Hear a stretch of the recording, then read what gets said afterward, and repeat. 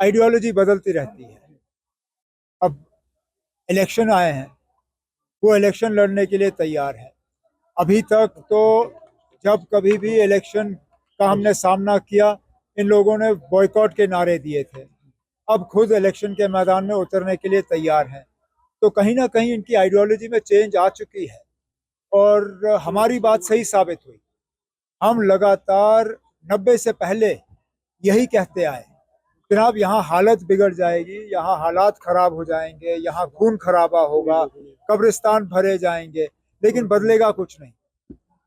जम्मू कश्मीर को ये यहाँ से अलग नहीं कर सकेंगे।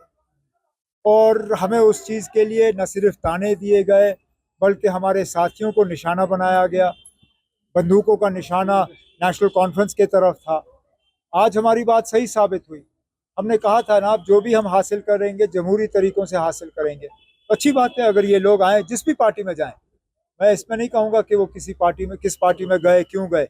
जिस भी पार्टी में जाएं, कम से कम अगर उनका भरोसा अब जमहूरियत में है, ये हमारे लिए जो है कामयाबी है। आपको लगता है कि तब जब 2002 में जब घर में आई थी पीडीपी, तब एक कोवर्ट हेल्प मिला था एलआरई पर? आप क्यों ना हमें इस झगड़े में उलझाने की कोशिश कर रहे हैं? आपकी ये कोशिश है कि कहीं ना कहीं मैं ये कहूं कि पीडीपी और इन लोगों का उस वक्त भी जो है एक संबंध है।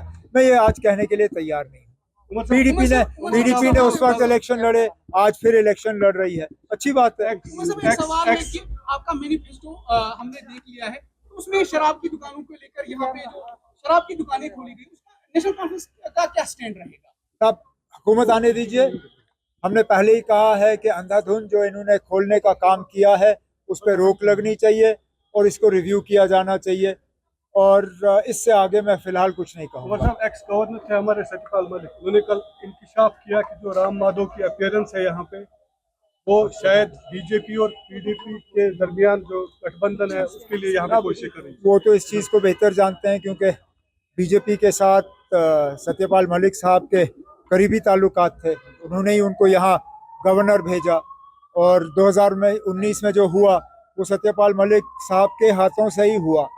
अब राम माधव साहब यहाँ क्यों आए, किस लिए आए, ये मैं नहीं कह सकता हूँ। ये जवाब तो बीजेपी ही दे सकती है। लेकिन इसमें कोई दो राय नहीं है कि अगर किसी एक पॉलिटिकल पार्टी के साथ राम माधव साहब के अच्छे ताल्लुकात हैं, वो पीडीपी है।